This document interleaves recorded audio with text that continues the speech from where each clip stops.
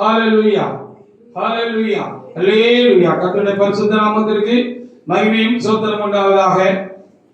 மீண்டும் திரும்பவும் தேவனாய் கர்த்தருக்கு ஒரு பரிசுத்த ஆராதனை செய்யும்படியாக தேவனுடைய பிள்ளைகளாய் நம்மை தேவனாய் கர்த்தர் அவருடைய சன்னிதானத்தில் அழைத்துக் கொண்டு வந்து சேர்த்தது பெரிதான கிருபையும் ஆசீர்வாதமாக இருக்கிறது. அதற்காக என் ஆண்டவருக்கு நான் அதிகமாக ஸ்தோத்திரம் செலுத்துகிறேன். அவரை பாடி மகிமைப்படுத்தினோம். கர்த்தருக்கு நாம் மகிமை இருக்க முடியாத தேவனாய் கர்த்தர் தாமே இந்த சமயங்களில் தேவனாய் கர்த்தர் எனக்கும் உங்களுக்கும் கூட கிருபையாய் கர்த்தர் கூட்டி வழங்கின எல்லா கிருபைகளுக்காக கூட நான் ஆண்டவரை சொல்லியிருக்கிறேன். இந்த நாளுக்குரிய வார்த்தைகளுக்காக நான் காலங்களிலே காத்திருந்தது உண்டு. அப்பொழுது தேவனாய் கர்த்தர் தாமே எனக்கு ஒரு வார்த்தை இருந்தார். அந்த வார்த்தைகளை உங்களோடு கூட பகிர்ந்து கொள்வதற்கு இறைவன் எனக்கு தொடர்ந்து வார்த்தைகளை தர வேண்டுமாறு தேவனுடைய பிள்ளைகள் ஜெபத்தோடு கூட தேவசனத்துல காணப்படும்படியாக உங்களை அன்போடு கூட நான் கேட்டுக்கொள்கிறேன். மத்திய புத்தகத்துல 19வது அதிகாரத்துல 24வது வார்த்தையை தேவனாய் கர்த்தர் வசனத்தை ஆண்டவர் நாளுக்கு நமக்கு தியான பகுதியாக தந்திருக்கிறார். கர்த்தர் என்ன சொல்லுகிறார் என்பதை நாம் கேட்பதற்கு நாம் நம்முடைய செவிகளை திறந்து ஆரோடு தேவ சமூகத்துல நாம் காத்திருப்போமாக. கர்த்தர் பேசுவாராக. வாசிக்கலாம். மத்திய புத்தகத்துல 19வது அதிகாரத்துல 27வது வசனத்தை ஒரு தேவனுடைய பிள்ளை எடுத்து வாசிக்கலாம். வாசிக்க. அப்பொழுது பேதுரு அவரை நோக்கி இதோ நாங்கள் எல்லாவற்றையும் விட்டு உம்மை பின்பற்றினோமே, எங்களுக்கு என்ன கிடைக்கும் என்றான் என்று அங்கே எழுதியிருக்கிறது. அதுக்காக நாம் ஆண்டவரை நாம் சோதரிப்போமாக. மத்தேயு 19:27. அப்பொழுது பேதுரு அவரை நோக்கி, ஆண்டவரை நோக்கி, இயேசுவை நோக்கி, இதோ நாங்கள் எல்லாவற்றையும் விட்டு உம்மை பின்பற்றினோமே, எங்களுக்கு என்ன கிடைக்கும் என்று கேட்டார் என்று எழுதியிருக்கிறது. அந்த வார்த்தைக்காக நானும் என் ஆண்டவரை நாம் சோதரிக்கிறேன். கடந்து வந்திருக்கிறான தேவனுடைய பிள்ளைகளே, சில வேளைகளிலே நாமும் கூட நம்முடைய மனமும் கூட இப்படி ஆண்டவரை நோக்கி கூப்பிடுகிறதை நாம் என்ன செய்ய முடிகிறது, உணர முடிகிறது. ஆண்டவரே, எல்லாவற்றையும் விட்டு விட்டு உம்மை பின்பற்றி வந்தோமே அப்படி என்று சொல்லி ஆண்டவரிடத்தில் நம்முடைய மனம் கூப்பிடுகிறதையும் நம்முடைய மனம் ஆண்டவரை நோக்கி சொல்லுகிற காரியத்தை கூட நாம் உணர முடிகிறது. அதற்காக நாம் ஆண்டவருக்கு நாம் நன்றி செலுத்துவோமாக. தேவனுக்காக இறந்தவர்கள் ஒன்றையும் பெறாமல் போனதில்லை என்பதுதான் பரிசுத்தவான்களுடைய அனுபவமாக இருக்கிறது. அதுவே சாட்சியாக இருக்கிறது. வேதாகமத்திலே நாம் பார்க்கிற ஒரு காரியமாக இருக்கிறது. பேருடைய மனம் மாத்திரமல்ல, எல்லாவற்றையும் ஆண்டவருக்காக விட்டு விட்டு வந்திருக்கிற நமக்கு கூட ஆண்டவரே, நாங்கள் எல்லாவற்றையும் உம்மை பின்பற்றி விட்டு விட்டு வந்திருக்கிறோமே என்று கேட்கிறதாக இருக்கிறது. அதற்காக ஆண்டவருக்கு நாம் நன்றி செலுத்துவோமாக. என்ன கிடைக்கும் என்று பேதுரு கேட்டார். அவர் உலகத்துக்கு அடுத்த காரியங்களை மனதில் கொண்டு கேட்டார் என்று நான் ஆவிலே உணரவில்லை. ஆண்டவரே, எல்லாம் வேண்டாம் என்று, இந்த உலகம் வேண்டாம் என்று, சொந்த பந்தங்கள் வேண்டாம் என்று, இந்த உலகத்தினுடைய ஆசீர்வாதங்கள் வேண்டாம் என்று, எல்லாவற்றையும் விட்டுட்டு, தொழிலை விட்டுட்டு, தகப்பனை விட்டுட்டு, குடும்பத்தை விட்டுட்டு, எல்லாவற்றையும் விட்டு விட்டு உம்மப்பிடாக நாங்க வந்துட்டோம். ஆண்டவரே, எங்களுக்கு ஆவிக்குரிய வாழ்க்கையில என்ன கிடைக்கும், ஆவிக்குரிய காரியத்துல எங்களுக்கு என்ன கிடைக்கும், எங்களுக்கு என்ன வச்சிருக்கிறீங்க அப்படின்னு அவரு கேட்டார் என்று சொல்லி நான் ஆவியில உணர்கிறேன். அதுக்காக ஆண்டவரை நான் சோத்திருக்கிறேன். ஹல்லேலூயா. அப்படினால் தேவனுடைய பிள்ளைகளே, ஒருவேளை நானும் நீங்களும் கூட கேட்கிற மக்கள் கூட உண்மையாகவே எல்லாவற்றையும் புறம் தள்ளிவிட்டு, உலகத்தை தள்ளிவிட்டு, உறவுகளை தள்ளிவிட்டு, சொந்த பந்தங்களை தள்ளிவிட்டு, தன்னுடைய ஆசை இச்சைகளை அப்படியாக தள்ளிவிட்டு, வேண்டாம் என்று தள்ளிவிட்டு, இந்த உலகத்தினுடைய காரியங்கள் எல்லாம் எனக்கு ஒன்று வேண்டாம் ஆண்டவரே, நீங்க தான் வேணும் அப்படின்னு சொல்லி நம்ம கடந்து வந்திருக்கிறோம் என்று சொன்னால், நம்முடைய மனமும் என்ன செய்யும் சொன்னால், நாம் விட்டு வந்ததை திரும்பவும் நாம் திரும்பி பார்ப்பதற்கு நம்முடைய மனம் அந்த அளவுக்கு கீழானது அல்ல என்று சொல்லி எண்ணுகிறோம். ஹல்லேலூயா. நாம் விட்டுட்டு வந்த காரியத்தை திரும்பவும் நாம் திரும்பி பார்ப்பதற்கு, அதை இச்சிப்பதற்கு அந்த அளவுக்கு நம்முடைய மனம் கீழான நிலையில இல்ல. நாம் ஒரு ஆவிக்குரியவர்களாக இருக்கிறோம் என்று சொல்லி நாம் எண்ணுகிறோம். அதற்காக ஆண்டவரை நாம் சோதரிப்போமாக. ஹல்லேலூயா. நாம் வாஞ்சிக்கிறதெல்லாம் ஆவிக்குரிய காரியங்கள், ஆவிக்குரிய ஆசீர்வாதங்கள். ஆண்டவரே, எல்லாவற்றையும் விட்டு விட்டு வந்து விட்டோம் ஆண்டவரே, எமக்கு உம்முடைய ஆசீர்வாதங்களை, உம்முடைய மேலான ஆசீர்வாதங்களை உம்முடைய ஆவிக்குரிய ஆசீர்வாதங்களை தேவனே எனக்கு தாரும், எனக்கு நீர் என்ன வைத்திருக்கிறேன் என்று நாம் கேட்கிறவர்களாக பேதுரு போல இருக்கிறோம். இருந்தால் நலமா இருக்கும். அதற்காக ஆண்டவரை நாம் அதிகமாக நாம் சோதரிப்போமாக. ஏசாயா 45ஆம் அதிகாரத்துல 19வது வசனத்தை வாசிக்கிற பொழுது, எல்லாவற்றையும் விட்டுவிட்டு அவரை பின்பற்றி ஒருவர் வந்திருக்கிறார், நாம் வந்திருக்கிறோம் என்று சொன்னால் கண்டிப்பாக அதற்கு பலன் உண்டு என்று ஆண்டவர் இந்த பகுதியிலே நமக்கென்று எழுதி வைத்திருக்கிறார் என்று எண்ணுகிறேன். வாசிக்கலாம். ஏசாயா 45ஆம் அதிகாரத்தில் 19வது வசனம் என்ன சொல்கிறது என்று நான் வாசித்து பார்ப்போம். வாசிக்கலாம். நான் அந்தரங்கத்திலும் ஆனால் அந்தரங்கத்திலும் பூமியின் அந்தரமான இடத்திலிருந்து பேசினதில்லை. பூமியின் அந்தரமான இடத்திலிருந்து பேசுறதில்லை. விருதாவாக என்னை தேடுகிறேன் என்று நான் யாக்கோபின் சந்ததிக்கு சொன்னது சொல்லல. என்ன விருதாவா தேடுகிறேன்னு சொல்லல. அப்போ ஆண்டவர் எல்லாம் வேண்டாம் ஆண்டவரே நீ போதும் என்று சொல்லி எல்லாவற்றையும் தள்ளிவிட்டு வெறுத்து விட்டு நம் ஜீவனையும் அவருக்காக கொடுக்க நாம் ஆயத்தமாக கடந்து வந்திருக்கிறோம் என்று சொன்னால் கண்டிப்பாக தேவனாய் கர்த்தர் என்ன செய்வார்? நம்மை ஆசீர்வதிப்பார், நம்முடைய காரியங்களை ஆசீர்வதிப்பார் என்றுதான் இந்த வார்த்தைகள் நமக்கு திடப்படும்படியாக சொல்லுகிற காரியமாக இருக்கிறது. அதற்காக ஆண்டவரை நாம் அதிகமாக நாம் சோதரிப்போமாக. எல்லாத்தையும் வேண்டாம் என்று விட்டு விட்டு வந்து விட்டார். அது வேண்டும் என்று இருந்தால் நாம் உலகத்திலே இருந்திருக்கலாம். நாம் உலகத்திலே இருக்கிற பொழுது சிலர் நம்மளாக குறைவாக இருந்திருக்கலாம், சிலர் ஆசீர்வாதமாக இருந்திருக்கலாம். என் போன்றவர்கள் உலக பிரகாரமாக ஆசீர்வாதமாக தான் இருந்தார்கள். கடன் பொருந்திய ஒரு கால சூழ்நிலையில, ஒரு குடும்ப சூழ்நிலையில நான் இருந்து கலந்து இருக்கிறேன். அப்படி இருந்த போதிலும் அதெல்லாம் மனிதனுக்கு திருப்தியை தரவில்லை, மெய் சமாதானத்தை தரவில்லை என்கிற ஒரு தாக்கம், ஒரு குறைவு எனக்குள்ளாக எப்பொழுதும் இருந்து கொண்டே இருந்தது. ஹல்லேலூயா. எல்லாவற்றையும் அனுபவிக்கக்கூடிய அளவுக்கு ஆசீர்வாதம் இருந்தது, பணம் இருந்தது, எல்லாம் இருந்தது, உறவுகள் இருந்தது, நட்புகள் இருந்தது. சாலமோன் சொன்னது போல இச்சித்ததெல்லாம் கிடைத்தது. ஆனாலும் ஒரு தெய்வீக சமாதானம், ஒரு மன நிறைவு அவைகள் இல்லை. அவைகள் குறைவுள்ளதாக இருந்தது. மனம் ஒரு நிறைவை தேடிக்கொண்டிருந்தது. அது எங்கே என்று தெரியாத வேளையில கர்த்தர் தேடி வந்து என் போன்றவரெல்லாம் கர்த்தர் என்ன செய்தார்? சந்தித்தார் என்பதுதான் உண்மையான காரியமாக இருக்கிறது. ஹல்லேலூயா.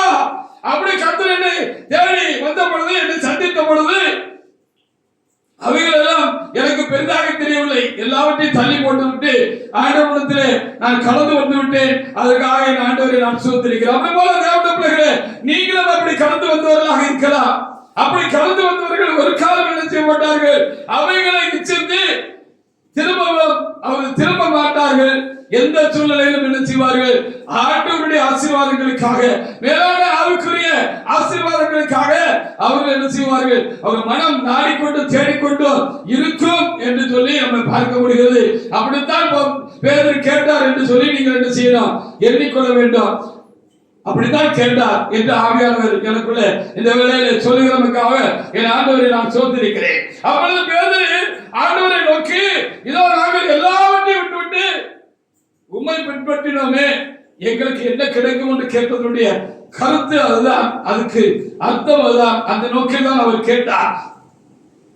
1 கொரிந்தியர் 15ஆம் அதிகாரத்தில் 58வது வசனத்தை கூட வாசிக்கலாம். இப்படி எல்லாவற்றையும் விட்டுவிட்டு ஆண்டவர் போதும் என்று நானும் நீங்களும் ஆண்டவருக்கு அடுத்த காரியங்கள் தான் வேண்டும் என்று நாம் உலகத்தை விட்டு வந்து விட்டோம் என்று சொன்னால், நம்முடைய ஆசைகளை சிலுவையில் அறைந்து விட்டு நாம் கடந்து வந்து விட்டோம் என்று சொன்னால், அதற்காகவே நாம் போராடுகிறோம், அதற்காகவே நாம் பிரயாசப்படுகிறோம் என்று சொன்னால், அதற்காகவே இருக்கிறோம், ஜீவிக்கிறோம் என்று சொன்னால் அது வீணா போகாது. அந்த தெய்வீக ஆசீர்வாதங்கள் கண்டிப்பாக நமக்கு உண்டு என்று சொல்லப்பட்டிருக்கிறது. அதற்காக நாம் ஆண்டவரை நாம் சோதரிப்போம். 1 கொரிந்தியர் 15:58 ஒரு தேவனுடைய பிள்ளை எடுத்து வாசிக்கலாம். வாசிங்க. ஆகையால் எனக்கு பிரியமான சகோதரரே, கர்த்தருக்குள் நீங்கள் படுகிற பிரயாசம்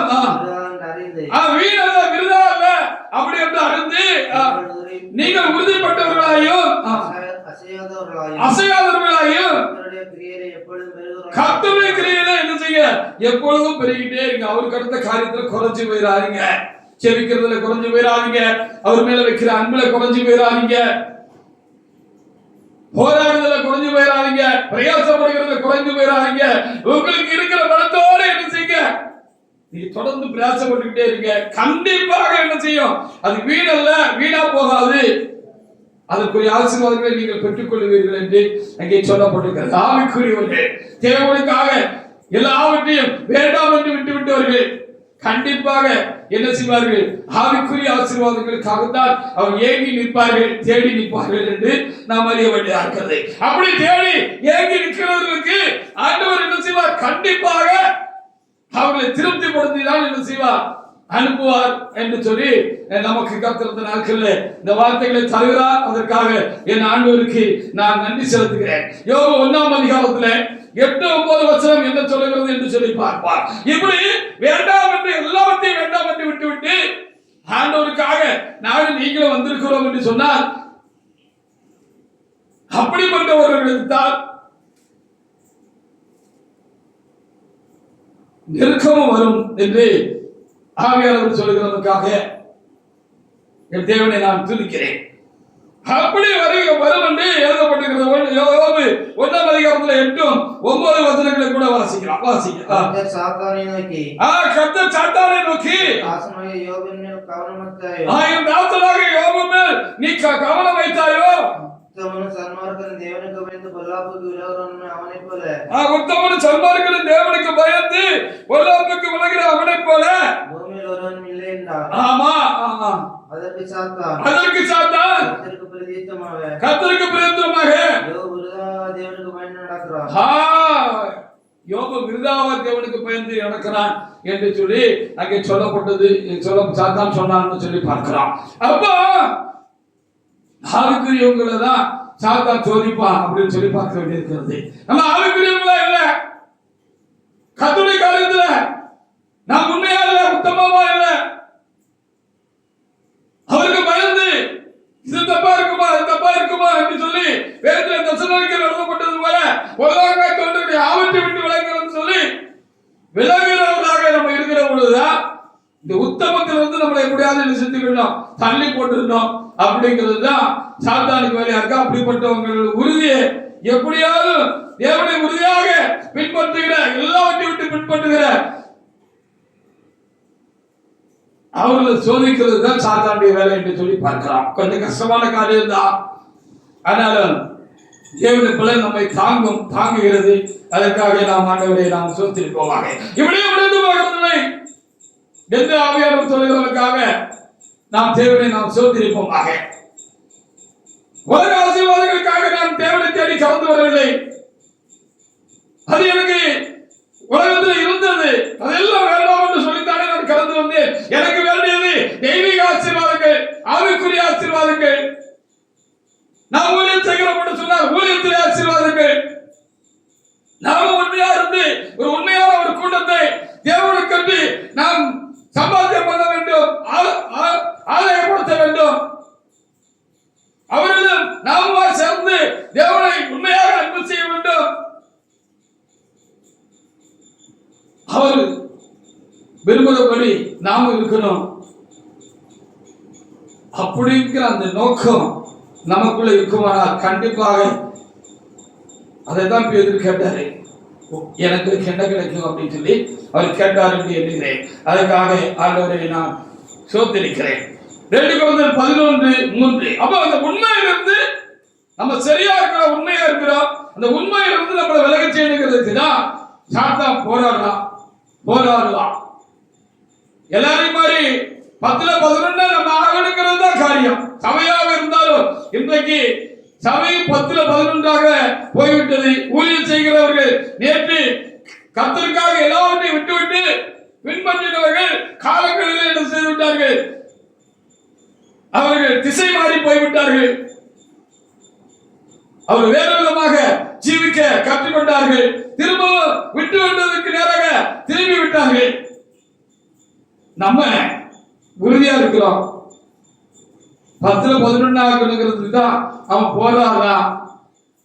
நம்ம தான் உறுதியா இருக்கணும் அப்படின்னு ஆவியானவர் சொல்கிறவருக்காக நாம் தேவனாக்கிறத நாம் சோத்திரிப்போமாக. உனக்கு இருக்கிற இந்த பலத்தோட போயிட்டு தான் வேதம் சொல்கிறது. நமக்கு இருக்கிற பலத்தோட நாம் என்ன செய்யணும்? சத்துரு எதிர்த்து நிற்க வேண்டியது காரியமா இருக்கிறது. வாசிங்க பார்ப்போம். 2 கொரிந்தியர் 11:3. ஆகிலும் சர்ப்பமானது தன்னுடைய தந்திரத்தினாலே ஏவாளை வஞ்சித்தது போல மனதின் கிறிஸ்துவை பற்றி உண்மையிலே விலகும்படி கெடுக்கப்படும் என்று பயந்திருக்கிறேன் அப்படின்னு சொல்லி என்ன செய்யப்பட்டிருக்கிறது? அங்கே எழுதப்பட்டிருக்கிறது. அது உண்மை என்று அது விளக்கும்படியான காரியங்கள் செய்யுமோ அப்படின்னு என்ன செய்யப்படுகிறது? கெடுக்கப்படும் என்று பயந்திருக்கிறேன் எழுதப்பட்டிருக்கிறது. உண்மையிலிருந்து விலகணும். இப்பொழுது நம்முடைய மனம் என்ன கேட்கிறது? எல்லாவற்றையும் விட்டு நாம் உங்களை பின்பற்றணும் ஆண்டவரே. எங்களுக்கு என்ன கணக்கு என்று பேர் கேட்டதை நமக்கு உணர்கிறோம். அதுக்காக ஆண்டவரை நாம் சோதரிக்கிறோம். பொதுவாக உலகத்துல 2 விதமாக தேவனை தேடுகிற மனிதர்கள் இருக்கிறார்கள். 2 விதமான மனிதர்கள் இருக்கிறார்கள் தேவனை தேடுகிறவர்கள். 1 கொரிந்தியர் 15:19 ஒரு தேவனுக்குள்ள எடுத்து வாசி பாருங்க. 2 இருக்கு.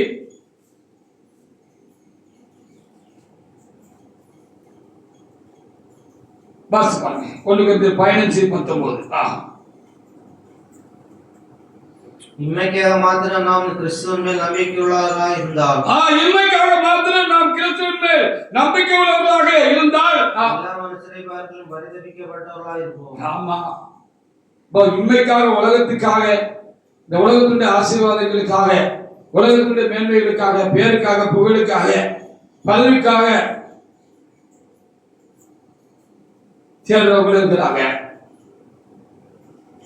அப்படி தேடுறது அதற்காக தேடி ஆண்டவருக்கு வரணுங்கிறது இல்லை. ஆண்டவர் தேடாமலே திறமையினால அப்படி உயர்ந்த நிலைகளை அடைந்து கொள்கிறவர்கள் எல்லாம் ஊருக்குள்ள உலகத்துக்குள்ள இருக்கிறாங்க. அதுக்கு பல வழிகள் இருக்கிறது. அதற்காக ஒரு மனிதன் இயேசுவை தேட வேண்டிய அவசியமே கிடையாது. ஹல்லேலூயா. அது எந்த வகையிலாவது உலகத்திலிருந்து தேடிக்கொள்ளலாம். பொண்ணு சேர்த்துக்கலாம், பொருள் சேர்த்துக்கலாம், வேறுபுகளை சேர்த்துக்கலாம், மனுஷர்களை சம்பாத்தியம் பண்ணிக்கொள்ளலாம். நமக்கு முன்னால் ஒரு பெரிய கூட்டத்தை, புகழ் பாடுகிற கூட்டத்தை சேர்த்துக் கொள்ளலாம். இதற்காகவே ஒரு மனிதன் இயேசுவை தேடி வர வேண்டும் என்று சொன்னால் அப்படி தேடி வர வேண்டியதில்லை. அப்படி தேடுகிறார் என்று சொன்னால் பைத்தியம் தான் சொல்லலாம். அதை இப்படிதான் வந்து பெற்றுக்கொள்ளணும் இல்லை.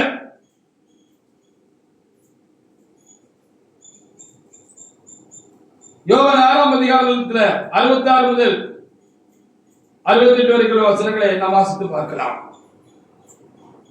ஆவிக்குரிய ஆசீர்வாதங்களுக்காக, மறுமைக்காக, மறுவாழ்வுக்காக, இந்த உலகத்திலே கிடைக்காத அந்த தூய அன்புக்காக, உண்மையான அந்த அன்புக்காக, இந்த உண்மையான ஒரு உறவுக்காக, சொந்தத்துக்காக, மாறாத அந்த சொந்த இறைவன் தான் என்று அறிந்து, அது இயேசு கிறிஸ்து தான் என்று அறிந்து, அவருடைய அன்புக்கு இணையான அன்பு ஒன்று என்பது ஆவியிலே உணர்ந்து அவரை தேடுவதற்காக, அவர் வேண்டும் என்பதற்காக, அவரை பின்பற்றுவதற்காக எல்லாவற்றையும் விட்டு உண்மை பின்பற்றினோமே என்று பக்தனாகிய பேதுரு சொன்னது போல விட்டு விட்டு வந்து விடாமல் பற்றிக் கொள்கிற ஒரு கூட்டம் இருக்கிறது. அதுல நானும் நீங்களும் இருக்கிறோமா அப்படிங்கிறத காரியமா இருக்கிறது. அதான் ஆசீர்வாதம். அப்போ நோக்கம் வேற மாதிரி இருக்கும். இவங்களுடைய நோக்கம்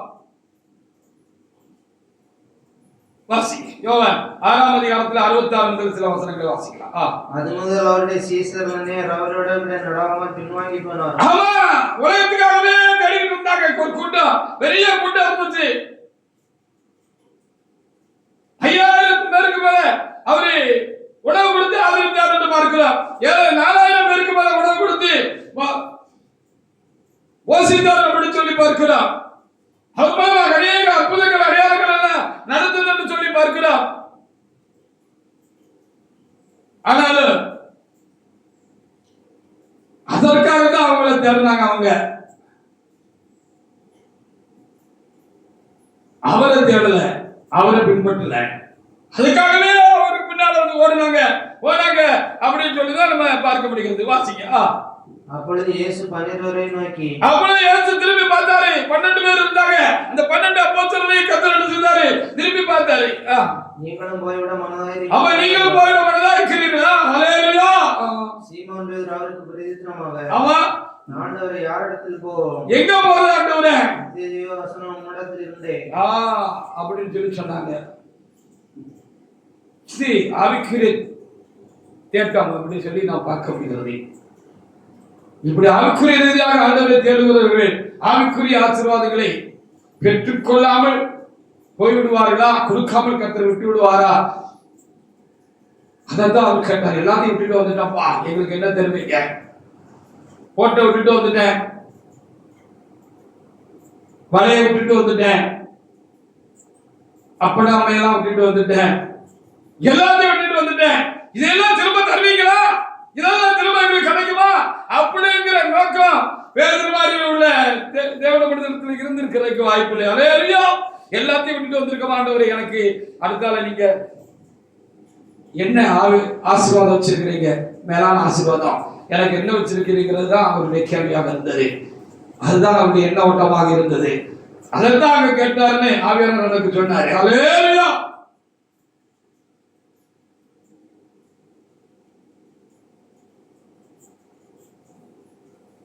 ரெண்டு கொரிந்தியர் 5ஆம் அதிகாரத்தில் 14வது வசனத்தை நீங்க வாசிச்சு பாருங்க. தேவனை தேடுகிற மனிதனுடைய அனுபவம் இப்படிதான் இருந்துச்சு. அவங்க தேவனை தேடினார்கள். எல்லாத்தையும் விட்டு விட்டு அவரை பின்பற்றணும், அவருக்கு பிரியமா இருக்கணும், அவர் சொன்னபடி நடக்கணும், அதுல உறுதி உள்ளவர்களா இருக்கணும், அதுல சரியா இருக்கணும், அதுல எந்த சூழ்நிலையும் குறைஞ்சு போயிடக்கூடாது, அதுக்கு பலன் வேணும், அந்த கிருபை நமக்கு வேணும் அப்படின்னா அவர்களுடைய உணர்வு உண்மையுமாக இருந்தது. வாசிக்கலாம். வாசிக்க 2 கொரிந்தியர் 5:14. கிறிஸ்துவனுடைய அன்பு எங்களை நெருக்கி ஏவுகிறது. ஆண்டோட அன்புதான் அவங்களை நெருக்கி ஏவுச்சு. அவங்க அன்கருத்த காரியத்துக்காக தான் துக்கப்பட்டாங்க, பாரப்பட்டாங்க, துன்பப்பட்டாங்க, கவலைப்பட்டாங்க, கண்ணீர் வடிச்சாங்க, கதறினாங்க, பூமியா மனதுக்குள்ள அழுதாங்க, தேவனிடத்துல மன்றாடினாங்க, முறையிட்டாங்க. அவரிடத்துல இருந்து அதை ஒண்ணு மட்டும்தான் அவங்க எதிர்பார்த்தாங்க. உண்மை எல்லாவற்றையும் விட்டு உண்மை பின்பற்றினோம். ஆண்டவரே, எனக்கு என்ன வச்சிருக்கிறீங்க? அல்லது இப்படி இருக்குன்னு சொன்னீங்களே, தருவேன்னு சொன்னீங்களே, அதே சிந்தனை அதே நோக்கமாக தான் அவருடைய செயல்பாடுகள் இருந்தது. பேதுரும் கேட்டது காரியம் இதுதான் என்று நான் எண்ணுகிறேன், உணர்கிறேன். அதற்காக என் தேவனாய் கர்த்தருக்கு அதிகமாக நாம் ஸ்தோத்திரம் செலுத்துவோம். பிலிப்பியர் 1ஆம் அதிகாரத்துல 21வது வசனத்தை நாம் வாசிப்போம். இப்படி எல்லாவற்றையும் விட்டு பின்பற்றி வைக்க தேவனை பின்பற்றும்படியாக தங்களுக்கு எல்லாவற்றையும் விட்டு வந்தவர்கள் தங்களுடைய ஜீவனை அவருக்காக கொடுத்தார்கள் என்று சொல்லிதான் நம்ம வேதத்தில் பார்க்கிறோம். ஆண்டவருக்காக ஏதாவது செஞ்சுட்டு போனோம் அப்படிங்கிறதா அவருடைய எண்ணமும் சிந்தையுமாக இருந்தது. அதுவே நோக்கமும் சித்தமுமாக இருந்தது. ஆண்டவருக்காக ஏதாவது செஞ்சுட்டு போனோம். ஹல்லேலூயா. செஞ்சுட்டு போனாங்க என்று வேதம் சொல்கிறது. பேதுரு போன்ற பக்தர்கள் எல்லாம் மறுதலித்ததினால் அந்த குற்ற உணர்ச்சி நீங்காமல் இருந்துகிட்டே இருந்ததுனால அந்த குற்ற உணர்ச்சி நீங்கணும். அதற்கு ஈடா பதிலா நம்ம ஏதாவது நம்ம காண்டருக்கு செஞ்சுட்டு போகணும் அப்படின்னு அவருக்கு உடல் இருந்துகிட்டே இருந்துச்சு. பெரிய பெரிய ஊழியர்கள் செஞ்சாங்க, மருத்துவரை எழுப்பினார்கள், முடவர்களை நடக்க செய்தார்கள்.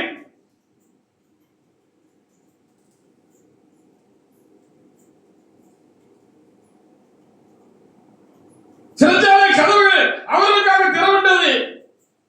அவர் கூடியிருந்த இடம் வசந்தது. தேவனுக்காக அவர் அவமானப்பட்டார்கள், விதிப்பட்டார்கள். இதைத்தான் அவர் எதிர்பார்த்தாரு. உமக்காக நாங்க என்ன செய்ய போறோம் ஆண்டவரே? எல்லாத்தையும் விட்டுட்டு வந்திருக்கிறோமே, உனக்கு பின்னாலே வந்துகிட்டு இருக்கிறோமே, ஆட்டுக்குட்டி போல வந்துகிட்டு இருக்கிறோமே, நீங்க என்ன சொன்னாலும் கேட்கிறோமே, தலையசைக்கிறோமே, தலையாட்டுகிறோமே, எங்களுக்கு என்ன கிடைக்கும் ஆண்டவரே உங்ககிட்ட இருந்து அப்படின்னு கேட்டதுக்கு இது எல்லாம் அவங்க செஞ்சாங்க. எல்லாரும் என்ன கிடைக்கும் கேட்டாரு.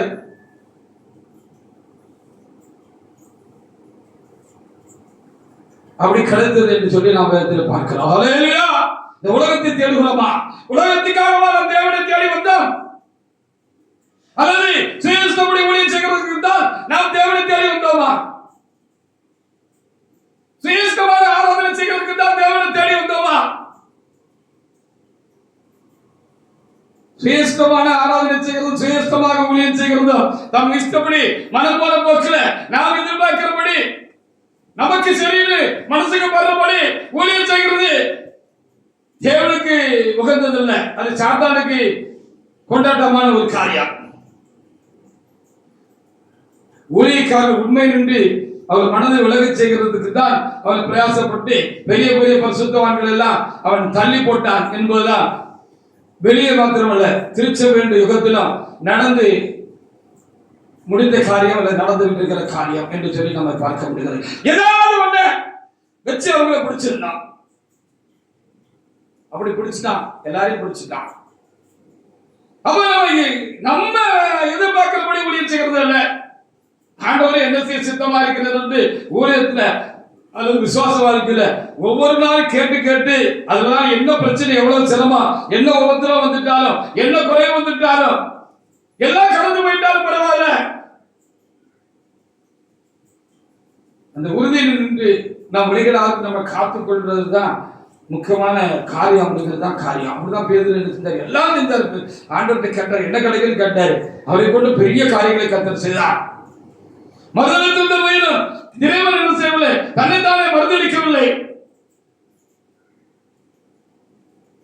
அவருடைய பலவீனத்தை அவர் பெரிதுபடுத்தவில்லை, பெருசாக எடுக்கவில்லை, அவரை மன்னித்து விட்டார். அவர் கூட நினைச்சிருப்பாரு விருந்து வந்த பிற்பாடு, எங்க நம்ம இவ்வளவு பெரிய தப்பு செஞ்சு போட்டோம், அவரை மறுதளிச்சுட்டோம், இனி நம்மள எங்க அந்த தலைமை பொறுப்புல அந்த பண்புல வச்சிருப்பாரு. கண்டிப்பா கடைசி வரைக்கும் சிலுவையில கடிவார வரைக்கும் நின்றுட்டு போனது அந்த சின்ன யோவான் தான். அந்த சின்ன யோவான் தான், இந்த சின்ன பையன் தான், வயசுல இருந்த சின்ன பையன் தான். நம்ம தான் ஓடி போயிட்டோமே, அவரை மருதத்தில் மாத்திரம் ஓடி போயிட்டோமே, நமக்கு எங்க அப்படின்னு அவர் நினைச்சிருக்க முடியும். ஆனா கர்த்தர் நினைச்சிருந்தாரு,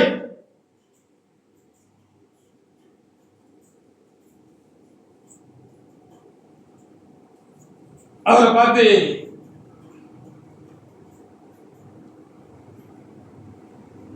எல்லாரையும் கேட்டு நீ என்ன அதிகமா நேசிக்கிறாயா அப்படின்னு சொல்லி கேட்டார். ஹல்லேலூயா. ஆமா, அவருக்குள்ள இருந்துச்சு சூழ்நிலையில அவர் தடுமாறிட்டாரு.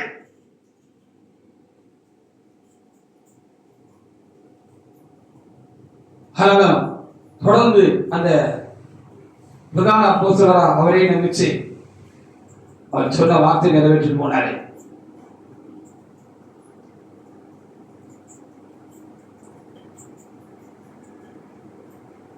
அதுக்காக அது அவருக்கு போதுமானது இல்லை. அந்த இறைவனுக்காக ஏதாவது நம்ம செஞ்சுட்டு போனோம் அப்படின்னு அவருக்குள்ள ஒரு துடிப்பு இருந்துகிட்டே இருந்துச்சு. கடைசியில அவர் ரத்த சாட்சியா மரிக்கிற பொழுது சிலுவையில் இருந்து அவரை கொண்டாங்கன்னு பார்க்கிறோம். அப்படி சிலுவையில் இருந்து கொள்கிற பொழுது நில்லுங்க நில்லுங்க சொன்னாரு. சிலுவையில் அரைஞ்சாச்சு தூக்கி நக்க போனாங்க. நில்லுங்க இல்லைங்கன்னு சொன்னாப்ல. ஓ முதல் மறுதளிக்க போறான் உங்களுக்கு அப்படின்னு நினைச்சு அவங்க என்ன சொல்லு மறுதளிக்கிறான்னு கேட்டிருப்பாங்கல்ல.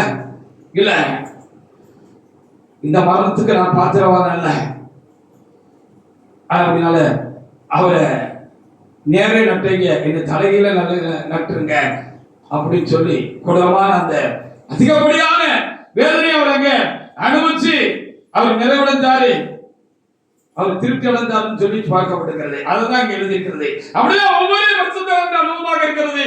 11 அப்போஸ்தலர்கள்ல 10 அப்போஸ்தலர்கள் கர்த்தருக்காக ரொம்ப வலிகளை வேதனைகளை அனுபவிச்சு என்ன செஞ்சாங்க, மரிச்சாங்க அப்படின்னு சொல்லிதான் வேதம் அவருடைய சரித்திரம் சொல்லுகிறது. ரத்த சாட்சியா மறிச்சாங்கன்னு சொல்லி வாசிக்கலாம்.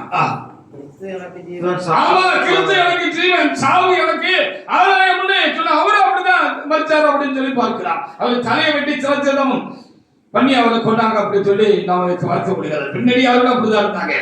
எந்த காலத்திலும் தேவனை பின்பற்ற வேண்டும் என்பதற்காக எல்லாவற்றையும் விட்டு விட்டு பின்பற்றுகிறது, அவரை பின்பற்றுகிறது என்று அறிந்தவர்கள் அவருக்காக மறித்த பொழுது அப்படித்தான் மறித்தார்கள் என்று சொல்லி பின்னடியார்களை குறித்தும் எல்லா காலங்களிலும் எழுதப்பட்டிருக்கிறது.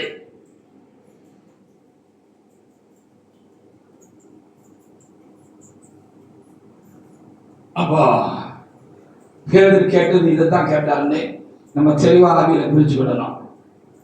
எல்லாத்தையும் விட்டுட்டு வந்தா எனக்கு அதிகமா தெரியுதா அப்படின்னு சொல்லி கேட்டதாக நாம் எண்ணக்கூடாது. எல்லாத்தையும் விட்டுட்டு வந்துட்டோம் பாட்டவரே, உமக்கு அடுத்த காரியத்துல எனக்கு என்ன வச்சிருக்கிறீங்க, உமக்காக நான் செய்யறதுக்கு எனக்கு என்ன திருப்பணி வச்சிருக்கிறீங்க அப்படிங்கிற ஒரு மன தாக்கமும் எதிர்பார்ப்பும் தான் அந்த பேதருக்குள்ள இருந்தது என்று நான் உணர்கிறேன். கர்த்தர் சொல்கிறார், அதற்காக தேவனை நான் என்ன செய்கிறேன், அதிகமாக நான் சோத்திருக்கிறேன். எபிரேயர் 11ஆம் அதிகாரத்துல 24 முதல் சில வசனங்களை வாசித்து பாருங்கள். மோசேயுடைய மனமும் அப்படிதான் இருந்துச்சு. ராஜகுமாரனாய் அடுத்த பட்டத்துக்கு இளவரசனா அவர் இருந்தார். எகிப்திய ஆளுநருக்கு அவர் ஆயத்தமா இருந்தார். ஹல்லேலூயா. ஆனால் அதெல்லாம் வேண்டாம் அப்படின்னு சொல்லிட்டு ஆண்டவருக்காக எல்லாவற்றையும் அப்படி விட்டுட்டு வந்தாரு.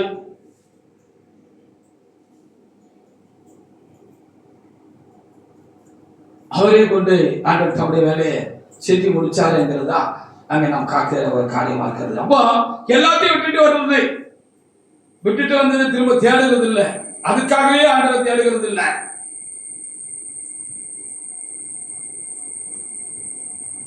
இந்த நல்ல ஆண்டவருக்காக, இந்த அன்பு தெய்வத்துக்காக நம்ம என்ன செய்யணும், செய்ய போறோம், அதற்காக ஆண்டவர் நமக்கு என்ன வச்சிருக்கிறார்கள் அந்த நோக்கத்தோட இருக்கிறதும் அதை அடைந்து கொடுக்கிறது தான் காரியமா இருக்கிறது. ஹல்லேலூயா. வாசிங்க. எபிரேயர் 11:24 முதல் சில வசனங்களை வாசிக்கலாம். விசுவாசத்தினாலே மோசே தான் பெரியவனான போது, விசுவாசத்தினாலே மோசே தான் பெரியவனான பொழுது பார்வோனுடைய குமாரத்தின் மகன் என்னப்படுவதை வெறுத்து, பார்வோனுடைய குமாரத்தின் மகன் என்று எண்ணப்படுவதை வெறுத்து நிச்சயமான பாவ சந்தோஷங்களை அனுபவிப்பதை பார்க்கிறோம். ஆமா ஆமா, தேவனுடைய ஜனங்களுடைய துன்பத்தை அனுபவத்தை தெரிந்து கொண்டு, ஆமா, உமக்காக துன்பப்படுறதுக்கு நான் ரெடியா இருக்கேன் ஆண்டவரே, ஆனா உமக்காக நான் என்ன செய்யணும்னு நீர் சித்தமா இருக்கிறேன். எனக்கு என்ன வச்சிருக்கிறப்பா, உமக்காக செய்யறதுக்கு எனக்கு என்ன வச்சிருக்கிறது அப்படிங்கிறது தான் காரியம். அதுதான் அதுக்காகத்தான் அவங்க கவலைப்பட்டாங்க. அப்படிதான் பேதர் கேட்டாரு. ஹல்லேலூயா. எப்படி மற்றவங்க பிரசங்கம் பண்ணாங்கன்னு தெரியாது. இந்த பிரசங்கம் ஆரம்பிக்கிற பொழுது கர்த்தர் குறிப்பா எனக்கு சொன்னதுதான், எங்களுக்கு என்ன கிடைக்குன்னு அவர் கேட்டாருன்னா அது இந்த உலகத்துக்குரிய ஆசீர்வாதத்தை முன் வச்சு கேட்கல, பின்பற்றி வந்துட்டோம், உமக்கு அடுத்த காரியத்துல எங்களுக்கு என்ன வச்சிருக்கீங்க அப்படின்னு கேட்டாரே அப்படின்னு சொல்லி பார்க்கலாம். ஹல்லேலூயா. அவர் அப்படின்னு இருக்கிறது. யோவான் 12:25 கூட வாசிக்கலாம். அப்ப ஜீவனை கொடுக்கிறது, அதிகபட்சமா ஜீவனை கொடுத்தாலும் அதையும் நம்ம இழந்து போகிறது. நான் பிரசங்கத்தில் ஆரம்பத்தில் சொன்னது போல தேவனுக்காக இழந்தவர்கள் ஒன்னையும் திரும்ப பெறாம போனதில்லை அப்படின்னு சொல்லிதான் வேதம் நமக்கு சொல்லுகிற ஒரு முக்கியமான ஒரு காரியமாக இருக்கிறது. அப்ப எல்லாத்தையும் விட்டுட்டு வந்திருக்கிறோம். அந்த ஆவிக்குரிய ஆசீர்வாதத்தோடு கூட எல்லாவற்றையும் கூட சேர்த்து கொடுப்பாரா. உயிரை கொடுத்தோம்னா அது நித்திய ஜீவகாலமாக திரும்ப பெற்றுக் கொள்வோமா. ஹல்லேலூயா. இங்கேயும் கர்த்தருக்காக ஏதாவது சரியா செஞ்சுட்டு போவோம், அதனால உண்டான ஆசீர்வாதம் மேன்மை நமக்கு உண்டாயிருக்கும். அங்கேயும் நித்தியமான ஒரு வாழ்வு நமக்கு காத்திருக்கு. அதனால ஜீவனை கொடுக்கலாம். ஆண்டவருக்காக ஏதாவது செய்துட்டு போனோம், ஜீவனை கொடுத்தாலும் அதை பணைய வச்சாலும் ஏதாவது செஞ்சுட்டு போனுங்கிறது தான் இந்த பேருரு போன்ற பக்தருடைய நோக்கம், சிந்தையமாக இருந்தது, சித்தமாக இருந்தது. அதுதான் கேட்டாரு. வாசிங்க. தன் ஜீவனை சிநேகிக்கிறவன் அதை இழந்து போவான். அந்த ஜீவனை சிநேகிக்கிறவனை இழந்து போவான். இந்த உலகத்தில் தன் ஜீவனை வெறுக்கிறவனோ அந்த உலகத்தில் தன் ஜீவனை வெறுக்கிறவனோ நித்திய ஜீவகாலமாய் காத்துக் கொள்வான்.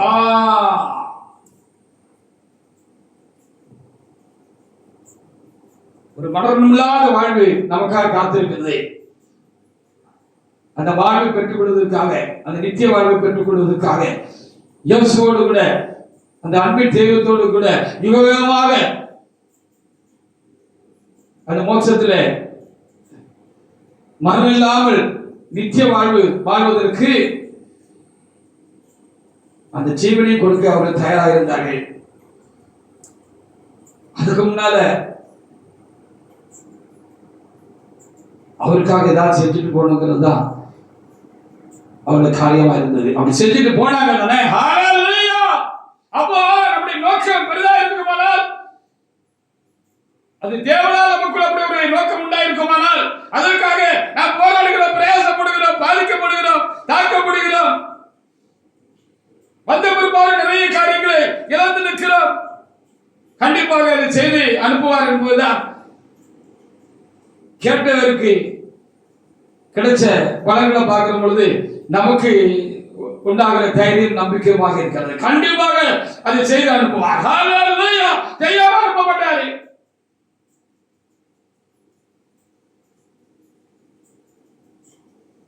வெளிப்படுத்த 21:4 ஒரு மரணமில்லாத வாழ்வு மரணத்துக்கு பிற்பாடும் நமக்கு இருக்கிறது. இங்கேயும் அவருக்கு அடுத்த காரியத்தில் ஆசீர்வாதத்தை பெற்றுக்கிட்டு அவருக்கு பெரிய வேலைகளை செஞ்சுட்டு, பெரிய வேலையை செஞ்சுட்டோம்ங்கிற பெருமை நமக்கு வேண்டாம், சந்தோஷம் நமக்கு வேண்டாம்.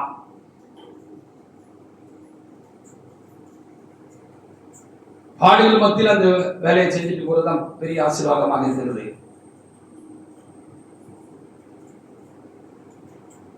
அந்த ஆசீர்வாதத்துக்குள்ள நம்ம மனம் சிக்கிக்கொள்ளக்கூடாதுங்கிறது தான் பெரிய ஆசீர்வாதமாக இருக்கிறது, முக்கியமான ஒன்றாக இருக்கிறது. அப்படி சிக்கிக்கொண்டு ஜெயித்தவர்கள் தான் இன்றைய தேவனை பின்பற்றுகிறதுல குறைஞ்சு போனாங்க. அப்படி நம்மளும் இருந்து விடக்கூடாது. வாசிங்க. அவருடைய கண்ணீரை யாவும் தேவன் துடைப்பார். ஆமா. இனி மரணமும் இல்லை, துக்கமும் இல்லை, அலறுதலும் இல்லை, வருத்தமும் இல்லை. ஆமா. ஆமா, அப்படி நமக்கு எழுதப்பட்டிருக்கிறது. யோபு 42:10 எடுத்து வாசிப்பாருங்க. உத்தமத்தை கைவிடாமல் அவரை பின்பற்றுகிறதுல உறுதியாக இருந்த யோபு ஆசீர்வாதங்களை பெற்றுக் கொண்டார் என்று நாம் வேதத்தில் பார்க்கிறோம். ஹல்லேலூயா. வாசிங்க. யோபு 42:10. யோபு தன் சிநேகிதருக்காக வேண்டல் செய்த போது கர்த்தர் அவன் சிறையிருப்பை மாற்றினார். யோபுவுக்கு முன்னிருந்த எல்லாவற்றையும் பார்க்க 2 கர்த்தர் அவனுக்கு தந்தார்கள். ஆபிரகாம் எல்லாத்தையும் விட்டுட்டு வந்தாரு. ஹல்லேலூயா. அவரே கர்த்தர் ஆசீர்வதித்தாரு. ஆனால் அவர் இருக்கிற வரைக்கும் அவர் மனசு அந்த ஐஸ்வர்யத்தின் மேல இல்ல, அந்த உலக காரியங்கள் மேல இல்ல, அவருக்கு உண்டாயிருந்த கனத்தின் மேல இல்ல. ஒரு பெரிய சீமானா இருந்தாரு. அப்போ அநேக பேர் அவரை கனம் பண்ணி இருப்பாங்க. அதுக்கு மேல அவர் மனசு இல்ல. அவர் மனசு பூரா இங்க இருக்கிற வரைக்கும் இரவு மேலே இருந்துச்சு. அதனாலதான் அங்கே ஒரு காப்பான இடத்துல கொண்டு ஆண்டவர் வச்சிருந்தாரு. ஹல்லேலூயா. 25 வருஷமா காத்திருந்தாரு. நம்பிக்கைக்கு ஏதுவில்லாம போயிட்டு நம்ம அடிக்கடி தியானிக்கிறது போல ஏதுவில்லாத சூழ்நிலை வந்த போதிலும் அவர் இரவு விடல. ஹல்லேலூயா. எல்லாத்தையும் காட்டிலும் நமக்கு ஒரு பெரிய பரிசு இறைவன் தான். இறைவனை நம்ம அறிந்திருக்கிறோம். மெய்யான இறைவனை நம்ம அறிந்திருக்கிறோம். இறைவனை அறிஞ்சிருக்கிறோம். அவர் வழி அறிஞ்சிருக்கிறோம். அவர் சித்தத்தை அறிஞ்சிருக்கிறோம். ஒரு ஆராதிக்கிறது எப்படின்னு அறிஞ்சிருக்கிறோம். சத்தியத்தை அறிந்திருக்கிறோம். சபை அறிந்திருக்கிற மாதிரி அவரு ஒரே குவியலா அவருடைய மனம் போல அங்கதான் குவிஞ்சு கிடந்துச்சு.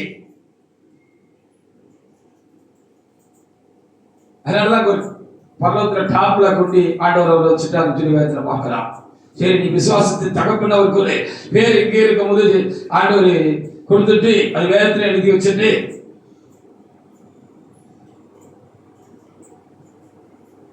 அங்கேயும்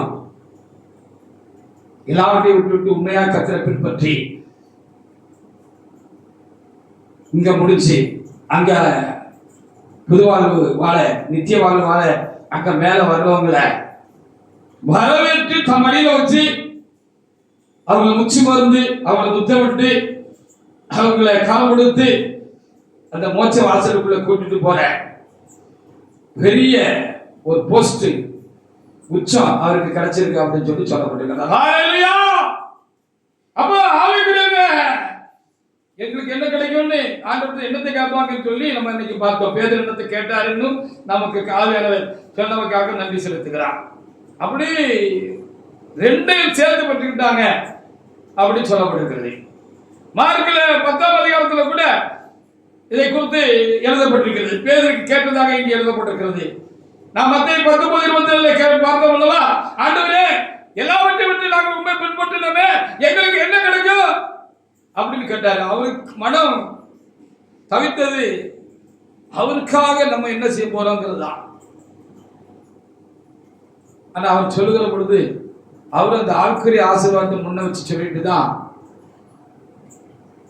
விட்டுட்டு எனக்காக நீங்க என்னத்தை விட்டுட்டு வந்தாலும் அதையும் இங்க ரெட்டெடுத்தனையா இல்ல. அதாவது பழைய ஏற்பாட்டு ஆசீர்வாதங்கள்லாம் 2 மடங்கா இருந்துச்சு. ஆனா அது 100 மடங்கா இருக்கும், கணக்கெல்லாம் இருக்கும்னு சொல்லி நம்ம பார்க்க வேண்டியதா இருக்கிறது. வாசிக்க பார்ப்போம். மார்க் 10 அது எழுதப்பட்டிருக்கிறது. அந்த ஆக்கியோனும் அதை எழுதி நமக்கு தந்திருக்கிறார். வாசிக்கலாம் 28 முதல். அப்பொழுது பேதுரு, மார்க் 10:28.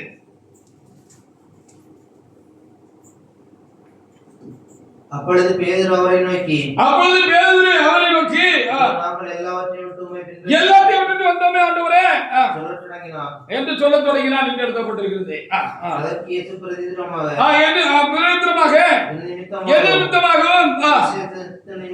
சுவிசேஷ நிமித்தமாகவும் வீட்டையாவது சகோதரிகளையாவது தகப்பனையாவது தாயையாவது மனைவியாவது பிள்ளைகளையாவது விட்டவனும் இப்பொழுது இம்மையில துன்பங்களோட முரத்தனையாக வீடுகளையும் சகோதரிகளையும் பிள்ளைகளின் நிலங்களையும் மறுமையிலே நித்திய ஜீவனை அடைவான் என்று உங்களுக்கு சொல்லுகிறேன் அப்படின்னு நீங்க எழுதியிருக்கு. அதே நீங்க அப்படி இப்போ திரும்பவும் 19:27 இருந்து தொடர்ந்து வாசி பாருங்க. அங்கே அவருக்கு என்ன கணக்குகள் கட்ட பொழுது அங்க என்ன எழுதியிருக்கிறதுன்னு சொல்லி பார்ப்போம். வாசிக்கலாம். மத்தேயு 19:27 முதல் சில வசனங்களை வாசிக்கலாம். அப்பொழுது பேதுரு அவரை நோக்கி நாங்கள் எல்லாத்தையும் விட்டுட்டு உமக்கு பின்னால வந்தோமே என்ன கிடைக்குன்னு கேட்ட பொழுது அவர் என்ன கேட்டாருன்னு அவருக்கு விளங்குச்சு. அதற்கு இயேசு மறுஜன்ம காலத்திலே நம்முடைய மகிமையுள்ள சிங்காசனத்தில் வீற்றிருக்கும் போது என்னை பின்பற்றின நீங்களும் இஸ்ரவேலின் 12 கோத்திரங்களை நியாயந்திருக்கிறவர்களால் 12 சிங்காசனத்தில் வீற்றிருக்கிறீர்கள். எனக்காக நீ செய்ய வேண்டிய வேலை உண்டு, பெரிய வேலைகள் உண்டு, அதையும் நீ எனக்காக செய்வாய். அதற்காக நீ நிறைய பாடுகளையும் உபத்திரங்களையும் இன்னும் நீ விட்டுட்டு வந்த மாத்திரம்ல இன்னும் இழக்க வேண்டியது இருக்கும், ஜீவனையா கொடுக்க வேண்டி இருக்கும். அதையெல்லாம் கொடுத்து நீ மேல வந்தா உனக்கு அங்கேயும் முக்கியமான வேலைகள்லாம் இருக்கு, உனக்கு அங்க பங்கு இருக்கு அப்படின்னு சொன்னாரு அப்படின்னு சொல்லி பார்க்கலாம். அதுக்கப்புறம் தான் நம்ம ஏற்கனவே மார்க்ல வாசித்த காரியத்தை இங்க ஆண்டவர் 2வதாக ஒரு பட்டு எடுத்திருக்கிறார். இங்கே உன்னை சும்மா விட்டுருவனா அப்படின்னு அங்க எழுதி வச்சிருக்கிறார். இப்போ வாசிங்க அடுத்த வசனங்களே.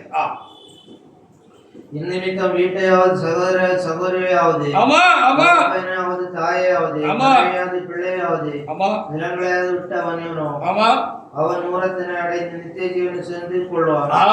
நூறத்தனையாக என்று எழுதப்பட்டிருக்கிறது. அதோடு கூட என்ன செய்வான்?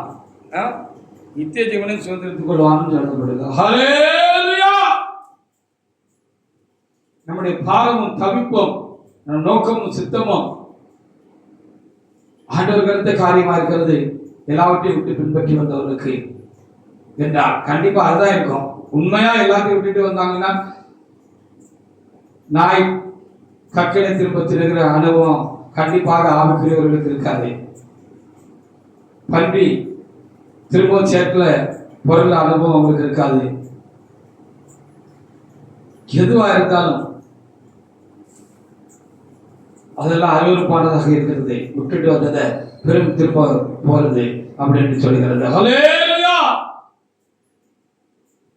அப்போ நூறத்தனையா இதையும் சேர்த்து தருவேன் என்று சொல்லப்பட்டிருக்கிறது. ஆனால் அவர் என்ன கேட்டார் என்று ஆவியாளர் சொல்றது என்னன்னா, நாங்க பிரசங்க ஆரம்பிக்கிற போது கர்த்தர் எனக்கு கொடுத்த முக்கியமான ஒரு சமீட்சை என்ன, குறிப்பு என்ன, பேசுனது என்ன அப்படின்னு சொல்லி பார்க்கறது. ஆண்டவர் எனக்கு என்ன கிடைக்கும்னு அவர் என்ன கேட்டாருன்னா, உமக்காக நான் என்ன செய்யணும்னு இருக்கீங்கப்பா, என்ன செய்யணும், எனக்கு என்ன பண்ணி தருவீங்க, அதுக்கு நான் ரெடியா இருக்கேன் அப்படிங்கிறது தான் அவருடைய ஆத்மார்த்தமான கேள்வியாக உள்ளத்தில் இருந்தது. அதை வெளியில கேட்டாரு. அப்படிப்பட்ட உணர்வு நமக்குள் இருக்கும் என்று சொன்னால் அதை நிறைவேற்றாம அந்த நோக்கில் நம்ம நிறைவுபடுத்தாம திருப்திப்படுத்தாம கர்த்தர் அனுப்ப மாட்டார். இந்த நோக்கம் நமக்குள் இருக்கட்டும். பேதுருக்குள்ள அப்படி ஒரு மேலான நோக்கம் இருந்தது என்று சொல்லி பார்க்கிறோம். இவையோடு கூட நாம் எதெல்லாம் விட்டு வந்தோமோ அதையெல்லாம் கர்த்தர் நமக்கு சேர்த்து தந்து நம்மை நிறைவுபடுத்தி தேவைப்படுமானால் நம்முடைய ஜீவனை நாம் கொடுத்து நித்தியமான ஒரு வாழ்வை பெற்றுக்கொள்வதற்கு நாம் எப்பொழுதும் இந்த நோக்கிலேயே நாம் இறைவனை தொடர்ந்து பின்பற்ற வேண்டும் என்பதுதான் கர்த்தர் நமக்கு கொடுக்கிற செய்தியாக இருக்கிறது. அதற்காகவே நாம் போராடுகிறோம், பிரயாசப்படுகிறோம், போராட வேண்டும். இப்படிப்பட்டவர்களை தான் சாத்தான், இப்படிப்பட்டவர்கள் தான் இப்படிப்பட்ட காரியங்களை விட்டு அவர் மனதின் உண்மையை விட்டு விலக செய்வதற்கு தான் அவன் போராடுவான். ஆனால் தேவனுடைய பலத்தினாலும் அவருடைய கிருபையினாலும் மரண பரியந்தம் அவனை வென்று ஜெயித்து அவருக்காக செய்ய வேண்டியது செய்து கொடுத்து கடந்து போகிறது. அது தேவனால் நமக்கு கிடைக்கிற ஒரு காரியமாக இருக்கிறது. அப்படி கர்த்தர் செய்வார் என்பதுதான் கர்த்தர் இன்றைக்கு நமக்கு அருளுகிற செய்தியா இருக்கிறது. தேவனுடைய பிள்ளையை விசுவாச வாழ்க்கையா இருக்கின்றோம். எல்லாவற்றையும் விட்டு வந்தவர்கள் உறவுகளை விட்டு நீங்கள் வந்திருக்கலாம், எத்தனையோ காரியங்கள் வேண்டாம் என்று விட்டு வந்திருக்கலாம். கண்டிப்பாக அதுக்குரிய பலன் வெட்டத்தனையாக நூறத்தனையாக உங்களுக்கு கிடைக்கும். இங்கேயும் அவருக்கென்று நீங்கள் செய்ய வேண்டியதை பங்கு செய்து முடித்து கலந்து போவீர்கள். அந்த நோக்கம் எப்பொழுது நம்ம உறுதியாக இருக்கட்டும். கர்த்தர் இந்த வார்த்தைகளை ஆசீர்வதிப்பாராக. நாம் தேவனாய் கர்த்தரை நாம்